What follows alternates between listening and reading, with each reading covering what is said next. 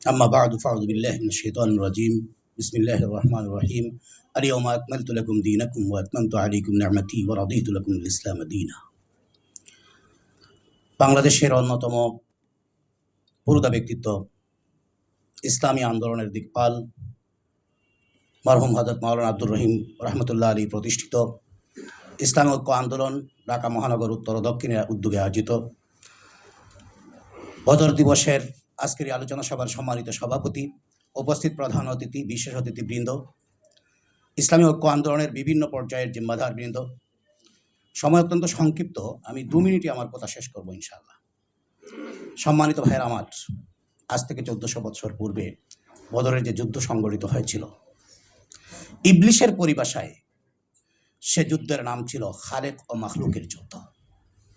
ইবলিশ সে যুদ্ধে অংশগ্রহণ করেছিল, সুরাকা ইবনে মালিকের বেশ ধরে মুসলমানদের মধ্যে সে প্রবেশ করেছিল।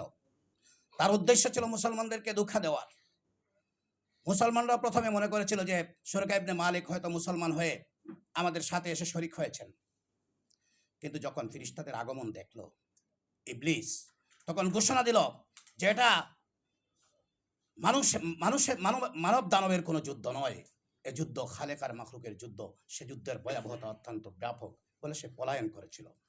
প্রিয় ভাইয়ের আমার, রাসূল আকরাম সাল্লাল্লাহু আলাইহি ওয়াসাল্লাম 313 জন সাহাবা একরামকে সাথে নিয়ে যখন তাদের সামনে পরামর্শ করলেন যে এটাই ইসলামের প্রথম যুদ্ধ, তোমরা কি সে যুদ্ধে ঝাঁপিয়ে পড়তে রাজি রয়েছ? আনসারদের পক্ষ থেকে হযরত সাদ দাঁড়িয়ে বলেছিলেন, হে আল্লাহর রাসূল, আপনি যদি নির্দেশ প্রদান করেন এই আরব সাগরে জাপ দিতে, আমরা আরব সাগরে জাপ দিব, জিজ্ঞেস করবো না আপনাকে সাগরের তলদেশ কতটুকু দূরে রয়েছে। আপনি যদি আমাদেরকে নির্দেশ করেন শুধু এমন পর্যন্ত যুদ্ধ চালিয়ে যেতে, বীর দর্পে যুদ্ধ চালিয়ে যাব, জিজ্ঞেস করবো না কখন মাতৃভূমিতে ফিরে আসবে। মুহাজিরদের পক্ষ থেকে হযরত মিকদাদ রাদিয়াল্লাহু তাআলা আনহু দাঁড়িয়ে বলেছিলেন, হে আল্লাহর রাসূল, আপনি নিশ্চিন্ত থাকুন, আমরা বনি ইসরাঈলের মতো সে স্লোগান দিব না, ইযহাব আনতা ওয়া রাব্বুকা ফাকাতিলা ইন্নাহা হুনা কাঈদুন। আমরা আপনার সামন দিক থেকে যুদ্ধ করব, পিছন দিক থেকে যুদ্ধ করব, আপনাকে রক্ষা করার জন্য জীবন বাজি রাখবো। মহানবী সাল্লাল্লাহু আলাইহি ওয়াসাল্লাম তাতে আশ্বস্ত হয়ে মহান রবের দরবারে হাত উঁচিয়ে বলেছিলেন, হে আল্লাহ, আমি 313 জনকে নিয়ে এখানে এসেছি কিয়ামত অবধি আপনার দ্বীনের দাওয়াত পৌঁছে দেওয়া। এদের যদি ধ্বংস হয়ে যায় তাহলে দ্বীনের দাওয়াতকে পৌঁছে দিবে জিম্মাদারি আপনার। আল্লাহ রাব্বুল আলামিন ঘোষণা দিলেন, সালাসাতু আলাফিম মিনাল মালাইকাতি মুনজালিন ওয়া খামসাতু আলাফিম মিনাল মালাইকাতি মুসাওয়ামিন। আমি ফেরেশতা দিয়ে তোমাদেরকে সাহায্য করছি। সাহাবায়ে কেরাম জিজ্ঞেস করলেন, ইয়া আল্লাহর রাসূল, হঠাৎ আওয়াজ শুনে ইকবাল কিন্তু কোনো মানুষ দেখি না। রাসূল সাল্লাল্লাহু আলাইহি ওয়াসাল্লাম বললেন, জিবরাইল আমিন সৈন্য পরিচালনা করছেন। আকবিল তার মানে অগ্রসর হও, দুশমনকে আক্রমণ করো। সেই যুদ্ধে মুসলমানরা বিজয় লাভ করেছে।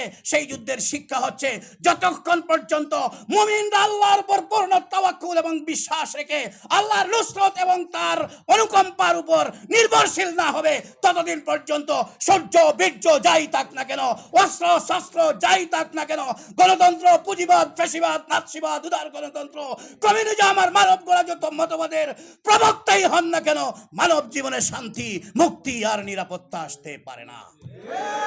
সুতরাং বদরের যুদ্ধের শিক্ষা হচ্ছে, প্রচলিত সকল ব্যবস্থার বুড়িজালকে ছিন্ন করে ইসলামী বিপ্লবের পতাকাকে সামনে নিয়ে এগোতে হবে।